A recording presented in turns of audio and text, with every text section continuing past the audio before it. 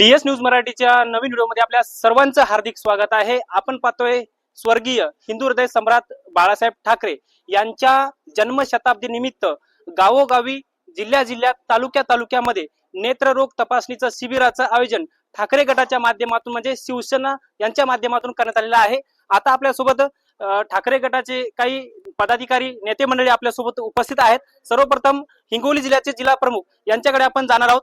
हा उपक्रम तुम्हाला कसा सुचला आणि या संदर्भात काय सांगायचं तुम्हाला?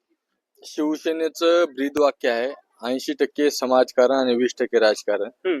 त्या माध्यमातून हिंदू हृदय सम्राट शिवसेना प्रमुख स्वर्गीय बाळासाहेब ठाकरे यांच्या जन्मशताब्दी वर्षानिमित्त संपूर्ण जिल्हाभर हे या ठिकाणी याचं आयोजन केलेलं आहे शिबिराचं। त्या ठिकाणी ग्रामीण भागामध्ये वयोवृद्ध लोक, महिला भगिनी यांची तपासणी झाली पाहिजे, त्यांच्या डोळ्याचा विलाज झाला पाहिजे, त्यांना चष्मे वाटप आणि दुसरीही आरोग्य तपासणी या शिबिराच्या माध्यमातून आम्ही जिल्हाभर करत आहोत।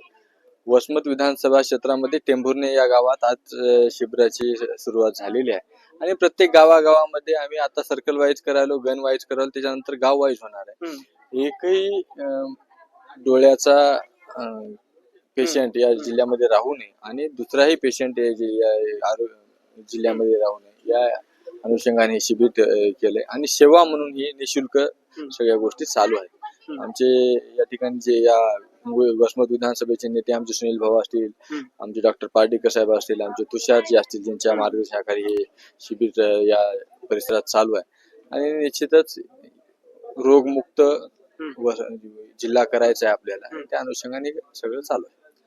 आपण पाहतोय याच्या अगोदर 2019 ची विधानसभा निवडणूक कळमनुरीचे आमदार संतोष बांगर यांनी लढवली होती ठाकरे गटाकडून आणि 2024 ला ते दुसऱ्या पक्षामध्ये आपले एकनाथ शिंदे यांच्या पक्षामध्ये गेले आणि काल त्यांची कावड यात्रा संपन्न झाली आणि या कावड यात्रेमध्ये नागेश पाटील आष्टीकर यांनी एक विधान केले। त्याच्यामध्ये सांगितले संतोष बांगरांना मंत्रीपद द्या, हा आकार उडून जाईल। म्हणजे नेमकं याचं काय म्हणजे एकतर म्हणजे काय या विधानाकडे कसं पाहते तुम्ही? ते विधान खर तर नागेश पाटलाला विचारलं पाहिजे काय। एक तर नागेश पाटलाने नेमका हाहाकार म्हणजे काय? तेच एक तर नागेश पाटील नेमकं कोणत्या उद्देशानं म्हणले, कारण की गद्दारी केल्याच्या नंतर नागेश पाटील स्वतःच वैफल्यग्रस्त आहे आणि दुसरी हाहाकार या शब्दाचा अर्थ आपण लावायचा काय? खर तर हाहाकार शब्द नकारार्थी आहे आणि नागेश पाटलाचं एका अर्थानं बरोबर आहे की जर संतोष बांगरांना मंत्री केलं तर या जिल्ह्यातच नाही राज्यामध्येच मटक्याचे अड्डे सुरू होतील, गुटख्याची दुकानं सुरू होतील, दारूचे अड्डे सुरू होतील। 2 नंबरचं खरं तर माझा असा विषय आहे की सगळे 2 नंबरचे जे धंदे आहेत पूर्ण म्हणजे बेरोजगारी कमी होईल 2 नंबरच्या माध्यमातून, असा उद्देश कदाचित खासदारांचा असेल आणि खासदार कोणत्या अँगलनं बोलले हे खरं तर खासदारांनाच एखाद्या त्यांना त्यांची चूक सुद्धा कळाली असेल की गद्दारी केल्याच्या नंतर आपली मोठी चूक झाली आणि या जिल्ह्यामध्ये पाय ठेवायला सुद्धा जागा नागेश पाटलाला राहिलेली नाही आणि त्या याच्यामध्ये नागेश पाटलाचं ते वक्तव्य आहे। नक्कीच आपण पाहतोय आपण आता तुषार जाधव पाटील यांच्याशी बोलणार आहोत। त्यांनी शेतकऱ्यांसाठी मोठं योगदान दिलेलं आहे आणि शेतकऱ्यांचा जो सरकारने जो शेतकऱ्यावर लाटलेला जो शक्तीपीठ महामार्ग आहे त्याच्या विरोधात त्यांची चळवळ सुरू आहे। भोसले सरांसोबत देखील सुद्धा भोसले सर हे सगळे सोबतच असतात। सर काय सांगाल एकंदरीत शक्तीपीठ महामार्गासंदर्भात? याचबरोबर राज्य सरकारने पुण्यश्लोक अहिल्यादेवी होळकर कर्जमाफी योजनेची घोषणा केली, आतापर्यंत राबवली, 12 लाख शेतकऱ्यांना कर्जमाफी दिली। परंतु तुमचं म्हणणं काय? आता ठाकरे गटाचं असं म्हणणं आहे की कर्जमाफी ही फसवी आहे, तुम्हाला काय वाटतं?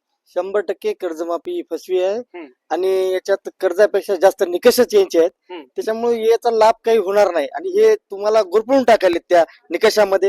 हे ऑनलाईन करणं, हे करणं, केवायसी करणं 4-4दा आणि ही 100% फसवी कर्जमाफी आहे।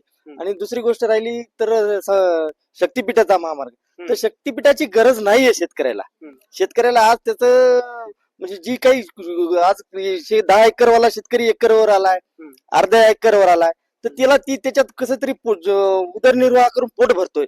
तर ते सुद्धा या सरकारला या शक्तीपीठासारखे असे मोठे प्रोजेक्ट आणून ह्याच्यातून भरमसाठ पैसे कमवायचे आणि येणाऱ्या काळात आमदार विकत घ्यायला त्याला ती पैसे वापरायचे. हम्म. त्यासाठी आमचा तीव्र लढा आहे याला शक्तीपीठाला विरोध. नक्कीच सर, एकंदरीत आपण पाहिलं तर 2 दिवसापूर्वी राहुल गांधी पुणे येथे आले होते, परंतु मुख्यमंत्री देवेंद्र फडणवीस यांनी एक विधान केले की त्यांनी जी सभा बोलावली त्याच्यामध्ये जे विद्यार्थी आले तर त्याची चौकशी व्हायला पाहिजे. या विधानाकडे तुम्ही कसं पाहता? हे पहा, आता ही भारतीय जनता पार्टीला उतरती काळ सुरू झालेली आहे. हम्म. आणि आजपर्यंत राहुल गांधीला जे पप्पू पप्पू म्हणत होते, हम्म. आज पूर्ण युवा पिढीमध्ये हम्म. त्यांचं एक गुणगान सुरू झालेलं आहे. हम्म. आणि त्यांनी कालच्या जो पुण्याला कार्यक्रम घेतला, कोणताही राजकीय कार्यक्रम नव्हता. हम्म. त्यांनी विद्यार्थ्यांसोबत संवाद साधलेला आहे. हम्म. विद्यार्थ्याच्या अडीअडचणी बघा ना, एका मुलीने काय, आदिवासी मुलीने काय सांगितलं हो. की आम्हाला जर 2 महिने जर सुट्टीवर गेले तर आमची मासिक पाळी टेस्ट होतात. हम्म. म्हणजे हे आपल्या कोणाला सामान्य जनतेला माहित सुद्धा नव्हतं, पण त्या माध्यमातून आपल्याला कळालं. हम्म. त्यामुळे हे राहुल गांधीचं एक चांगलं पाऊल पडायले आणि येणारे खरंच एक चांगले दिवस येतील असं आता म्हणायला हरकत नाही. नक्कीच आता आपण तानाजी भोसले सरांकडे जाणार आहोत. भोसले सरांनी मराठा आरक्षणामध्ये आतापर्यंत जरांगी पाटलांसोबत होते आणि इथून पुढेही राहणार. त्यांचं चांगलं काम मराठा आरक्षणामध्ये आहे आणि आता त्याबरोबरच शेतकऱ्यांच्या शक्तीपीठ महामार्गाच्या विरोधामध्ये, शेतकऱ्यांच्या समर्थनामध्ये आहेत. सर, काय सांगाल? एकंदरीत हा नेत्ररोग तपासणी शिबिराचं आयोजन केलं आणि शेतकरी कर्जमाफीवरून तुम्हाला काय वाटतं? सेवा परमो धर्म हे ब्रीद वाक्य घेऊन एखादा पक्ष जर गोरगरिबाच्या दीनदलिताच्या दृष्टिकोनातून जर एखाद्या नेत्ररोगाचं किंवा आरोग्य तपासणीचं शिबिर आयोजित करीत असेल तर आम्ही मराठा सेवक म्हणून समर्थक सर असतील, मामा असतील, आम्ही सगळेजण त्यांच्या सोबत आहोत. सामाजिक कामामध्ये आम्हाला कुठल्याही पक्षाचा अडथळा नाही. सामाजिक काम करीत असताना जे का रंजले गांजले त्याशी म्हणे जो आपुले तोची साधू ओळखावा देव तेथेची जाणावा, तुकाराम महाराजाचं सेवेच्या संदर्भातलं वाक्य. ज्ञानेश्वर महाराजांनी ज्ञानेश्वरीत म्हटलं की जे दिशे भूत ते माने जे भगवंत. या गोर गरीब दीन दलित ज्या माय माऊल्या आज्या मावश्या आमच्या ज्यांना नांदेडला जाणं होत नाही, हे की नाही. आज आम्ही काल आंबा गावामध्ये जर 100-125 पेशंट तपासले तर 25 पेशंट देशमुख साहेब हे मोती बिंदूचे निघाले. म्हणजे आरोग्याच्या बाबतीत आपण आजही, आणि आपण विश्वगुरु म्हणालो स्वतःला. विश्वगुरु कधी होत आपण? आमच्या जिजाऊ आणि आमच्या सावित्रीच्या लेकी, आमच्या आज्या माया, ज्यांनी या मातीत लपलेलं चैतन्य खुरप घेऊन, हिरा घेऊन मोरविण्याचा प्रयत्न केला, आमची माती जिवंत ठेवली, आमचा स्वाभिमान जिवंत ठेवला, या मातीत लपलेलं चैतन्य मोरविण्याचा प्रयत्न केला. त्यांच्यामध्ये जर 25% 60 वर्षाच्या वरच्या महिलांमध्ये मोतीबिंदूचं प्रमाण असेल सर, तर आपण काय बोललं पाहिजे, काय विश्वगुरूचं कौतुक केलं पाहिजे बाबा, मला तर काही कळत नाही, है की नाही. म्हणून हा स्तुत्य उपक्रम आहे. स्तुत्य उपक्रमाला आमची मनोज दादा जरांगेची मराठा सेवकाची टीम नेहमी, आम्ही पक्ष जात गट तट पंथ विसरून आम्ही कोणासोबतही आहोत.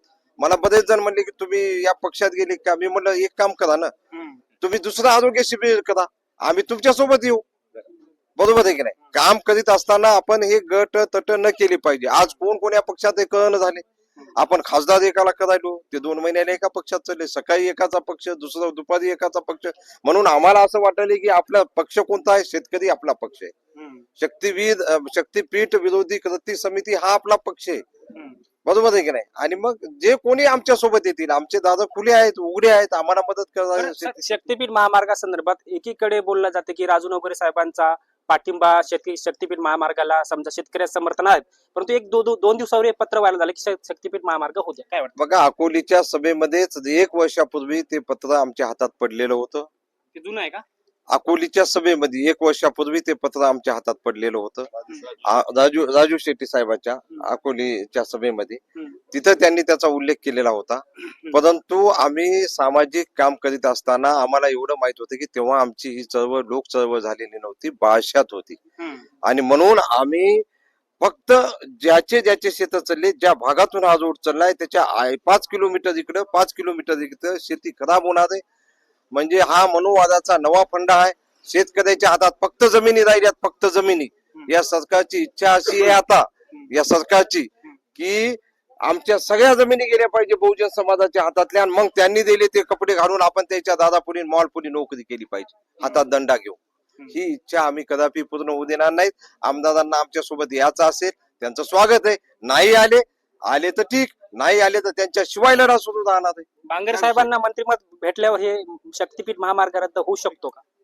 बघा आता ते बांगर साहेब आणि फडणवीस साहेब यांना विचारलं पाहिजे. आपण आम्ही लहान माणसं आहोत, आम्ही शेतकऱ्यामधले माणसं आहोत, आम्हाला मराठा आरक्षणाविषयी विचारा. तुम्ही त्या दिवशी बांगर साहेबांचं विषय स्वागत विचार केलं ना, त्यामुळे नाही, बांगर साहेबाचं स्वागत याच्यासाठी केलं की जे मोनार कंपनीचे लोक आलेले होते त्या क्षणाला माझ्या तालुक्यामध्ये अजून सक्रिय लोक झालेले नव्हते. 16 तालुक्यामधून 13 जिल्ह्यामधून जो हा गेलेला आहे शक्तीपीठ, माझी इच्छा होती की कुठेतरी एकानं जर सुरुवात केली तर सगळे आमदार त्या लोककृती समितीनं बाळापूर विजय बोंडारे असतील येथे त्यांनी आम्हाला फोन लावले की बांगर साहेब इथं आलेत, त्यांची व्हिडिओ क्लिप व्हायरल झाली. म्हणून आम्ही सांगितलं की बा त्यांच्या या निर्णयाचं आम्ही स्वागत करीत आहोत. त्यांनी जे पाऊल उचललं आणि त्याची प्रेरणा ज्याला ज्याला पंचायत समिती सदस्य व्हायचंय, ज्याला सरपंच व्हायचंय, ज्याला पॅनल उभा करायचा आहे, त्यांनी शेतकऱ्यासाठी आमच्या सोबत ओपनली.